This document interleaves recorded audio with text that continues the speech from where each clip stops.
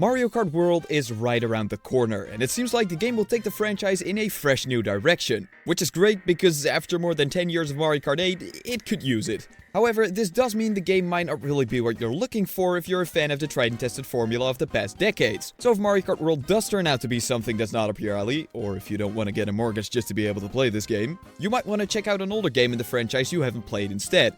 So to help you out, I decided to play through every mainline Mario Kart game to find out which ones you should absolutely give a try today. So sit back, relax, and join me on this journey through the crazy history of Mario Kart.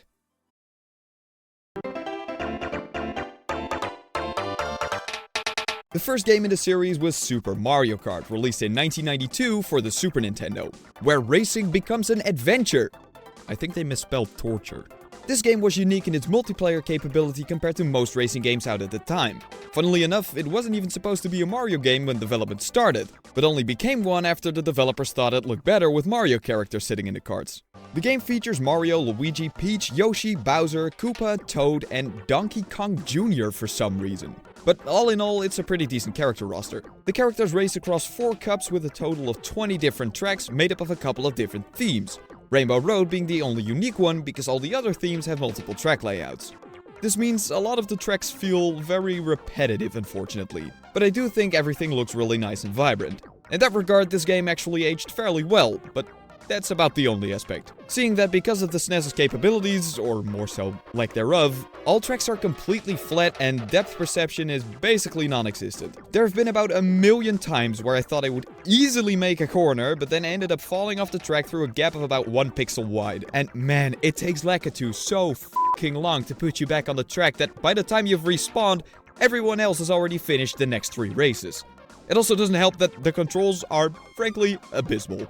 I mean, it works fine enough, but they're not that responsive, and drifting doesn't seem to help at all. Meaning that going off track or out of bounds 9 out of 10 times doesn't even feel like your own fault. And this game feels unfair in more regards than one, because characters also have special items in this game, which sounds pretty cool, until you realize only the CPUs can access them. And they don't even need to run over item boxes to get them. Like, look at this footage. Peach is just spamming poison mushrooms like it's nobody's business. And then when you get hit by something, it feels like forever before you can start driving again. Like, just look at this shit. What the f*** am I supposed to do here? The game overall still doesn't feel all too difficult, though. I managed to win basically every race in the first try on 100cc. And if you've got some experience with kart racers, you should be able to do so as well.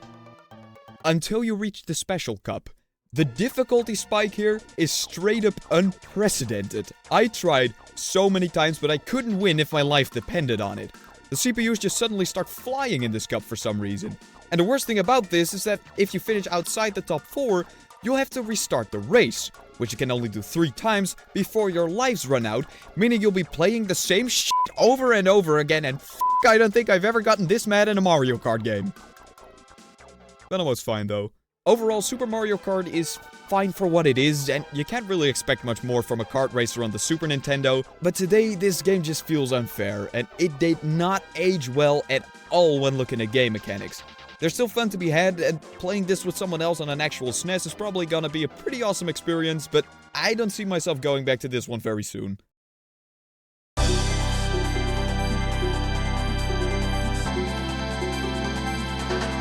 In 1996, the follow-up to Super Mario Kart came out in the form of Mario Kart 64, which, playing right after SMK, was a great experience. Mario Kart 64 to me feels like the game where the franchise really started to get its own identity. 4-player multiplayer, vibrant 3D tracks, incredible music and sound design, and a whole bunch of quality of life improvements.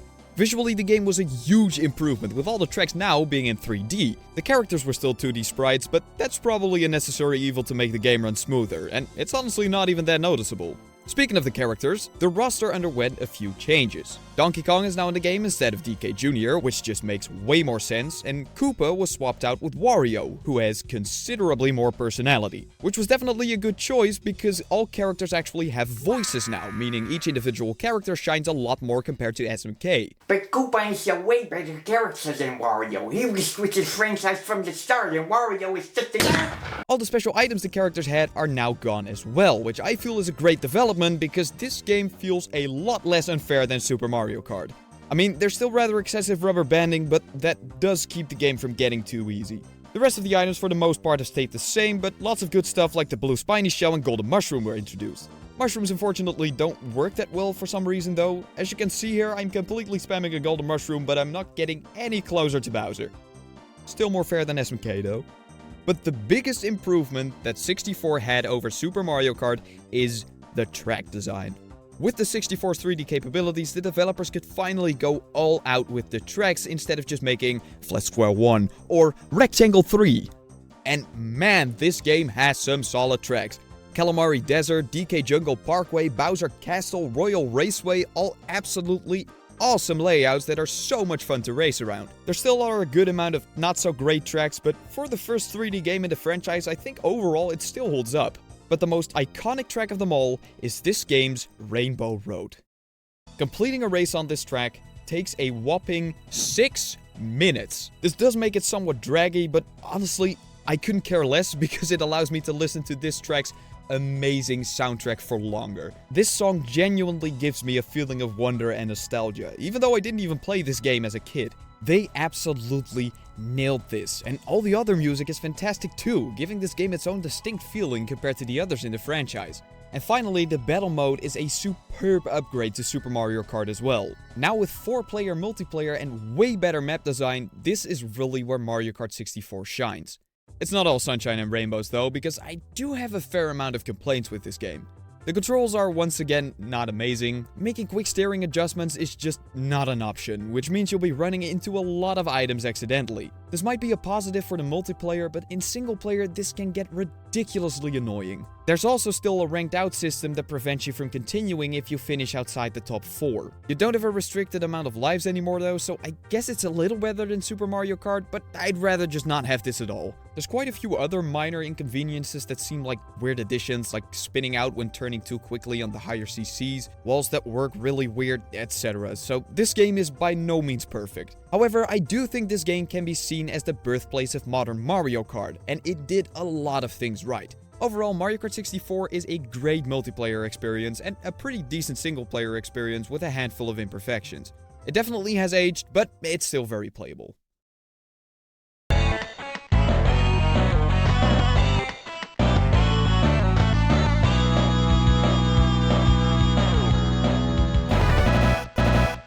Okay, riddle me this. What do you get when Super Mario Kart and Mario Kart 64 have a baby? Yeah, you're right, it's incest. Mario Kart Super Circuit is that Mario Kart game that nobody really talks about all too much, and I can definitely see why. But even so, this was the very first handheld Mario Kart game, and that in itself makes it pretty cool in my opinion. This game in a lot of ways kind of feels like what Super Mario Kart should have been. In terms of the character roster and design, this game looks more like Mario Kart 64, but everything else mostly feels like Super Mario Kart. I'm honestly quite impressed with how well this game works on the GBA. Even though Super Circuit is 2D made to look 3D, the controls work surprisingly well, and I never had any trouble with that perception. And drifting also feels like it actually helps with taking corners once you get the gist of it. The tracks in this game are substantially less repetitive than Super Mario Kart as well. Apart from Bowser's Castle, there are no repetitive tracks, and the theming and music is absolutely fantastic. I love the music in Sky Garden, the beach tracks, and especially Bowser's Castle. This might just be my favorite theme in all of Mario Kart, and that's saying something when looking at all the amazing music this franchise has to offer. When looking at design, the tracks can be a little boring because everything is completely flat, but within the limitations of the hardware, I think Nintendo did the most they could here. Especially considering there are a total of 40 tracks in this game. Apart from the new ones, all Super Mario Kart tracks are playable as well, and all are fitted to Super Circuit's art style and music. Considering the previous games didn't have more than 20 tracks, 40 is absolutely insane and shouldn't even be a thing on a handheld from this era. Unlocking the SNES tracks is a bit of a pain though. I didn't address this in the Super Mario Kart section, but in SMK there were coins on the track that impacted your speed. The more you had, the faster your kart went. These were removed in Mario Kart 64, but in Super Circuit they're back again. I personally prefer Mario Kart without coins, and I find them especially annoying in Super Circuit, because in order to unlock the Super Mario Kart tracks, you need to get a gold trophy on the cup you want the Super Mario Kart equivalent of, and then play that cup again while collecting at least 100 coins. Come on, this is so convoluted, just give it to me after beating the cup. Once you have all the cups unlocked though, Super Circuit has another great addition, the option to do a quick run of your favorite tracks. This might seem like a pretty boring feature, but I'm very glad I don't have to play through an entire GP just to play one track I like. Battle mode is once again fine, nothing to write home about, but nothing offensive as well. It was very convoluted to set up though.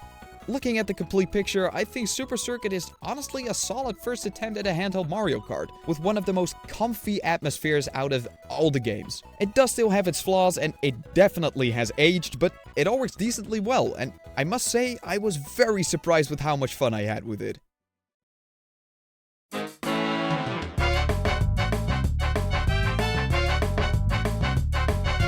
Mario Kart Double Dash is a game of numbers. The fourth game that is fully 3D, has 2 characters per card, and allows for one existential crisis about why Nintendo never made a game like this again. It could have been so beautiful. Let's face it, Double Dash's gimmick is probably the best in the series, and it makes the game stand out like no other. Instead of playing as one character, now you play as 2 at the same time, with the one in the front of the kart driving, and the one in the rear using items. This mechanic means the roster for the game is the biggest it's ever been, with 20 different characters instead of the usual 8. So we have a great deal of newcomers. What I especially like about these newcomers is that they are connected to other Mario franchise games on the GameCube, like Bowser Jr. and Petey Piranha, who both played a substantial role in Super Mario Sunshine, and King Boo being the main villain from Luigi's Mansion. And Toadette straight up made her debut in the Mario franchise through this game. The characters are also split up into 3 different weight classes, which means that the kart stats are the most in-depth they've been so far. This also means you're not just limited to one standard card, you can actually pick which card you want to use. This adds an awesome hint of strategy of which characters to pick so you can use your favorite card. But what adds even more strategy to which characters to pick is that they all have their own special items, and we can actually use them this time. This introduced so much new stuff. Mario and Luigi got fireballs, Wario and Waluigi got bob-bombs, Bowser and Bowser Jr. get Mega Bowser shells, and the list goes on. These items make this game so chaotic, but that's what makes it such a great game for multiplayer. I absolutely adore this idea, and I think it's such a shame it was never brought back in later games. But special items aren't the only thing Double Dash is known for, because it's also the first game to be in full 3D, and it looks absolutely gorgeous. Just compare Double Dash to Mario Kart 64. This is like comparing your nephew's drawing of a cat to the Mona Lisa at this point. Ew. The controls have also massively improved over the previous games. They're still a bit slippery, but overall this game feels fantastic to control. And the tracks in this game? We're back to 16 tracks again, which might be a bit disappointing after Super Circuit's 40, but man, this is a good selection. To name a few: DK Mountain, Mushroom City, which has one of the best soundtracks in Mario Kart history, I might add, Dino Dino Jungle, Yoshi Circuit, Daisy Cruiser, Baby Park. This track is just an oval, but because of the crazy items in Double Dash, this is one of the most fun tracks in the game. A f***ing oval! And then there's Wario Coliseum, a track so long the laps you race around it were reduced from 3 to 2. I could go on and on about this track selection, but then we'd be here all day. So I'll keep it short and say I honestly think there is not a single bad track in this game. Just a few mid ones. But there's something that makes them even better, because almost all of them are interconnected. You can see parts of other tracks when racing on them, and that just makes the world of Double Dash feel like one giant map, which is so sick. Honestly, Mario Kart Double Dash is such a crazy experience with so many little details. Compared to the previous games, this is the best one by a landslide. And I haven't even talked about the battle mode yet. Oh my god! 6 battle tracks including all-time greats like Pipe Plaza and Luigi's Mansion, 2 completely new battle modes in Shine Thief and Bob on Blast, and the special items are available too! Yep, I'm done talking about Double Dash. This is just unfair at this point. Okay, well, I think that's enough glazing for one day. Which game was next again?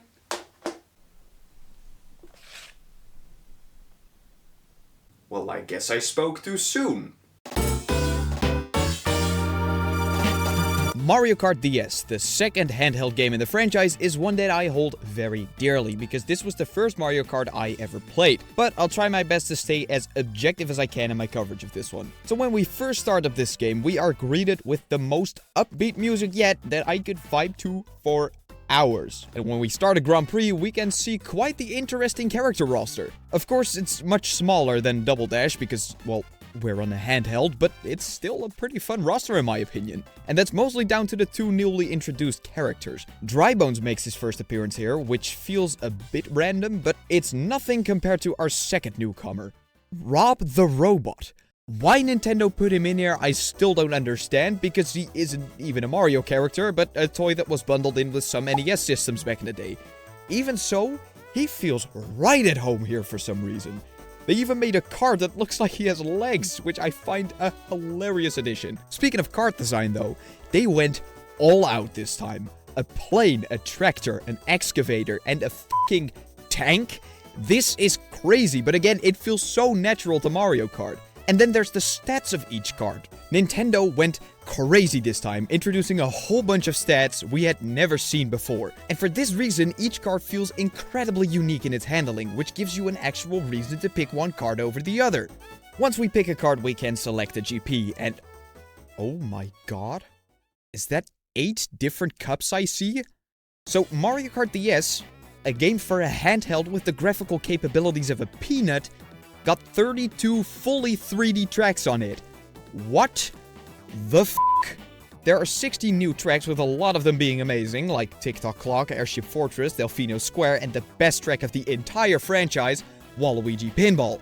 But on top of these 16 new tracks, DS also introduced 16 retro tracks, which would become one of the staples of the franchise from here on out. Looking back at it now though, these retro courses are somewhat lackluster. They brought back a couple of awesome ones, but because 8 out of the 16 tracks were from games that could only depict 2D graphics, it makes them a little less memorable. And the 3D tracks from Double Dash were also not the greatest picks, and on top of that, they were watered down because of the DS's capabilities. Especially Baby Park feels nothing like the original, because the laps went down from 7 to 5, and DS doesn't have all the crazy items Double Dash had. Nevertheless, I'd rather have the retro tracks than not, because it does add a shit ton of content to the game that you can still have a great amount of fun with. Gameplay-wise, I think DS is absolutely top-notch. The controls are by far the best the series has had up to this point, and I think I might even prefer them over some of the later games. Pulling off drifts goes quickly and easily, which makes this game feel really fast-paced. It's not as zany and unbalanced as Double Dash, but I think that's actually a good thing, because DS is mostly focused on single-player gameplay since you're playing on a handheld. You can see this in other aspects of the game as well. Firstly in battle mode, because for the first time in Mario Kart history, you can play against CPUs in this mode. Say it with me now. About f***ing time! There are 2 gameplay modes, regular balloon battle and shine runners, which was always my favorite of the 2. And in terms of battle tracks, damn. DS introduced 4 new maps, which were all very solid, but then it went ahead and brought back the best battle tracks from both Mario Kart 64 and Double Dash. And if a great battle mode wasn't enough, may I introduce you to Mission Mode, the peak of single-player Mario Kart. In Mission Mode, you can play a bunch of different challenges and fight bosses. Boss fights in a Mario Kart game. Oh yeah, and DS casually introduced online gameplay to the franchise too. This released on a brick. Yeah, looking back at Mario Kart DS, it really has no business being this good. It has so much content, controls amazingly, introduced so many crazy new things, all while running on a 32-bit handheld that came out in 2004. No wonder I fell in love with it back in the day. This game is by far the most complete entry in the franchise up to this point, and that makes absolutely no fucking sense.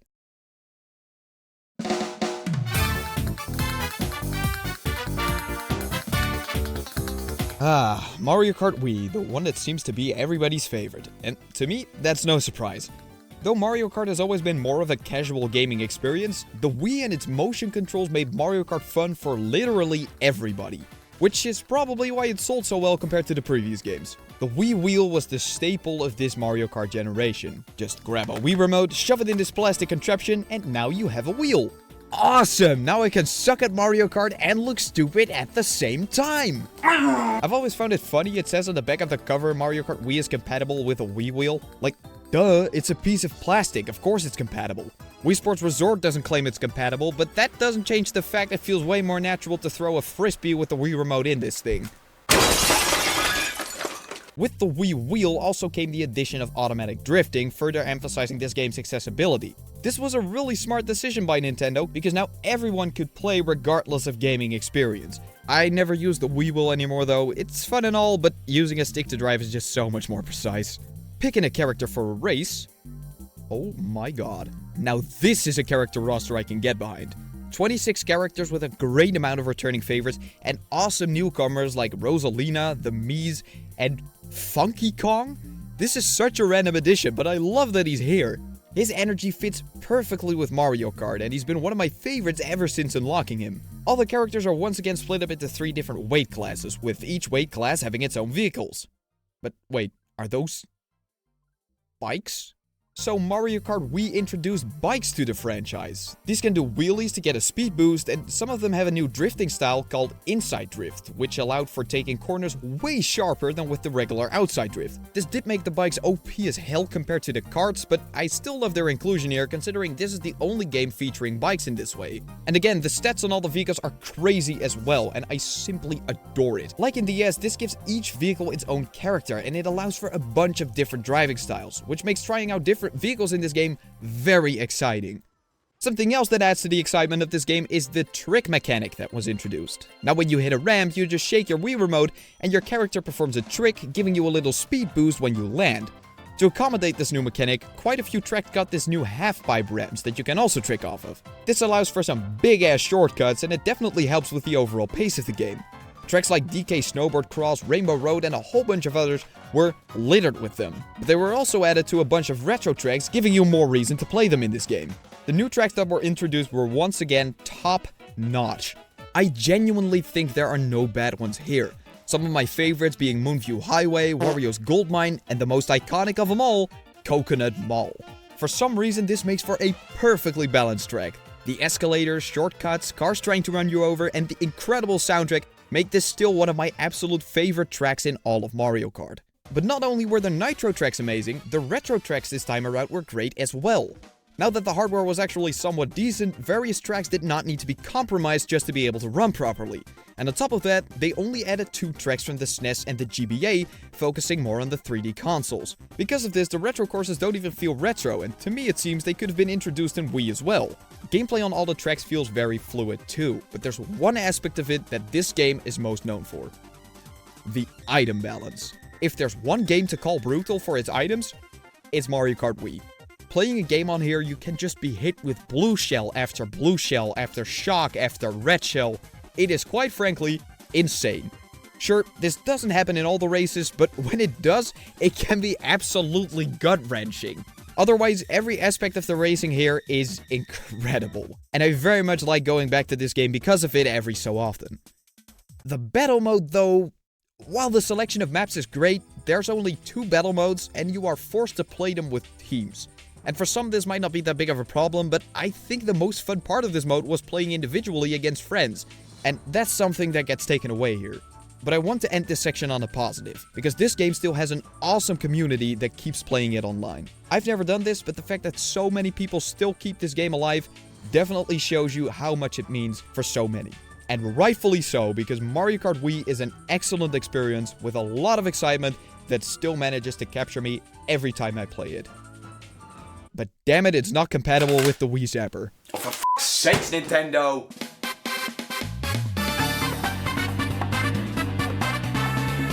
Now we arrive at Mario Kart 7, one of the games that saved the 3DS. And grab your pitchforks, Mario Kart 7 lovers. I'm not really sure about this one. Starting off, the name just makes no sense to me. Why just put a number in the game's title? I'm not gonna argue the previous 2 games were named very creatively, because they were just named after the consoles they were on. But why suddenly choose to number your games? Like, who was counting? Well, if you count the arcade games, Mario Kart 7 is actually the 9th game in the... Then starting the game up, the title screen, menu screen, background music, everything feels a bit uninspired. Maybe it's just me, but in terms of the styling of 7, this game out of the entire franchise feels the most lifeless. The character roster does counter this somewhat, but honestly, it just confuses me. Wario is an unlockable character. So many pretty big names like Bowser Jr., Diddy Kong, and King Boo are missing, and they decided to include Wiggler and Honey Queen, a character that appeared in one world of Mario Galaxy. When has anyone said, Oh man, Honey Queen is just my favorite character in the Mario franchise. You, sir, belong in a straitjacket. But the biggest crime Nintendo pulled off is that Waluigi is not playable. So you include Metal f***ing Mario, who is just a reskin, but leave out one of your fan-favorite characters. What the hell, Nintendo? Moving on though, we enter a new kart customization screen where you can select your kart's body, wheels, and glider to alter the stats. This is quite a nice new addition, I must say. I'm not the biggest fan of it, considering I like how every car has their own characteristics in games like DS and Wii, but I can definitely see why players would enjoy this. And it brings me to yet another staple of Mario Kart 7, gliding and underwater driving. Now this is what I call a great addition. Now that you can also fly and drive underwater, it allows for way more radical track design in terms of setting and height difference. Underwater driving also means you can now drive in places where you'd go out of bounds before, which was even implemented in a couple of retro tracks. Seeing this mechanic was carried over to Mario Kart 8 as well, you can definitely see 7 changed how Mario Kart would be looking forward. And I must say, I'm all for it. What I'm not all for though, is the return of coins again, for f***'s sakes, man. They had been absent in the previous 3 installments, but made their re-entry in 7, and I don't know, man, this just doesn't feel like a necessary addition when looking at the success of the previous titles. It does add a hint of strategy, but I think getting them is just a bit too much of a hassle. I will say though, the track selection in Mario Kart 7 is once again astounding. This might even be the best set of courses we've seen so far, both Nitro and Retro. The ones that stand out the most here are the tracks based on Woohoo Island from Wii Sports Resort. These honestly make for such a great layout. But the best track in the game by far is Mario Kart 7 installment of Rainbow Road. Man, this just feels like you're on an adventure. Driving on the moon, drifting on Saturn's rings, flying through an asteroid belt, it all adds to the experience of being on a journey through space, and I can't applaud the developers enough for creating this awesome layout. Finally, the battle mode also seems to be an improvement over Wii. There weren't any new modes introduced, which is a bit of a shame, but the map selection was decent and you're not forced to play in a team, so I'm fairly pleased. All in all, I think Mario Kart 7 is a great game that's very polished and introduced lots of new things to the franchise. Unfortunately though, the character roster and overall lack of identity of this game hold it back a lot, in my opinion. And this ultimately resulted in me not having a groundbreaking experience with this one. So while it is really good, I just prefer to play other games in the series.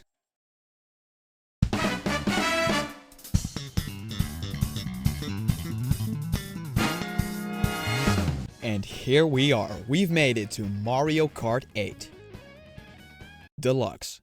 Yeah, I feel like covering Mario Kart 8 for the Wii U will be a complete waste of time, considering it gets completely outclassed by 8 Deluxe and because of that, has kind of been rendered completely obsolete. So I'll be talking as if certain mechanics were introduced in 8 Deluxe, even though they were also present in the Wii U game, to not spend too long on this section. But what a game this is. In stark contrast to 7, 8 Deluxe has way more of its own identity. The visuals and music in the menus immediately set the tone for all the fun you're going to be experiencing. And it's further emphasized by the ridiculous track design. So on top of the gliding and underwater sections, there's also an anti-gravity mechanic now, which allows you to drive on walls and ceilings in certain areas. This was a fantastic inclusion because now track design basically has no limits anymore.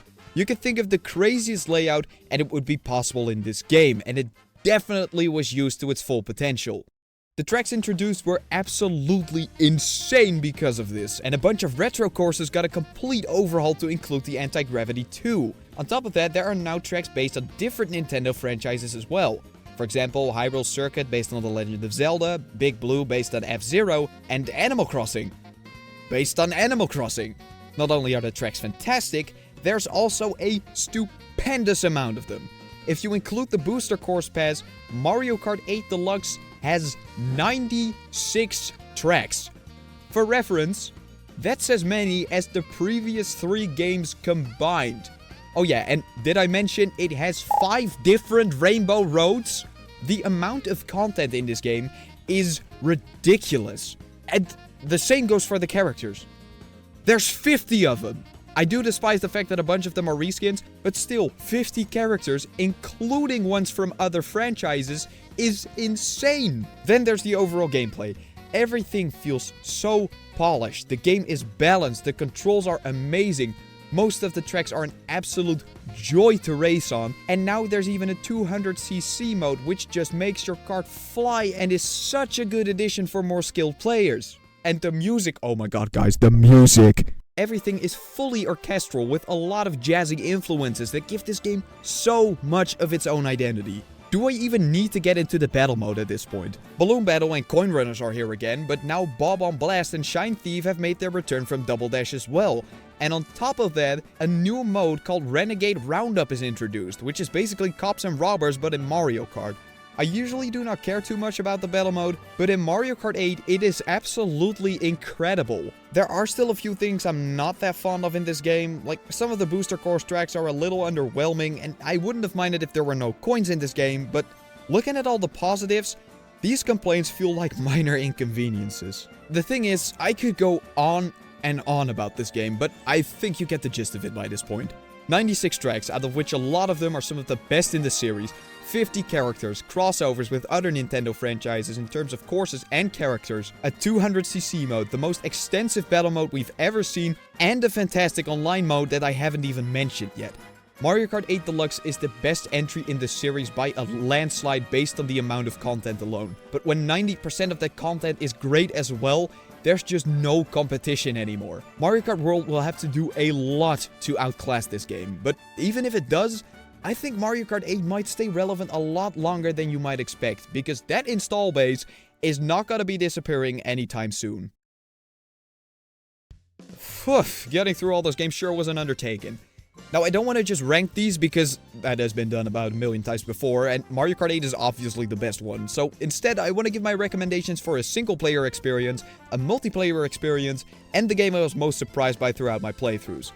Before I do that though, if you've made it this far, I plan on making a lot more videos like this one in the future, so if you enjoyed, please consider subscribing so you won't miss my next upload. So the game I'd recommend the most for a single player experience would have to be Mario Kart DS. This game offers so much content, and especially the mission mode makes this an absolute must-play if you're a fan of the franchise but want to try something totally different. As for a multiplayer experience, I think Double Dash would definitely be your best bet. This game is just total chaos, and the unique 2-character feature makes this an absolute blast to play with friends. Never mind the awesome battle mode. And finally, the game I was most surprised by has to be Super Circuit. I thought I would despise this game going into it, but it turns out it's actually a pretty solid time. So if you've never tried it, I'd certainly recommend to give it a go. Now that I've been talking for so long, I'd love to hear what your favorite Mario Kart is in the comments too. And if you agree or disagree with some of my opinions, be sure to let me know. And if you enjoyed this video, I also played through every Skylanders game a while ago, and I think that video might just be right up your alley too.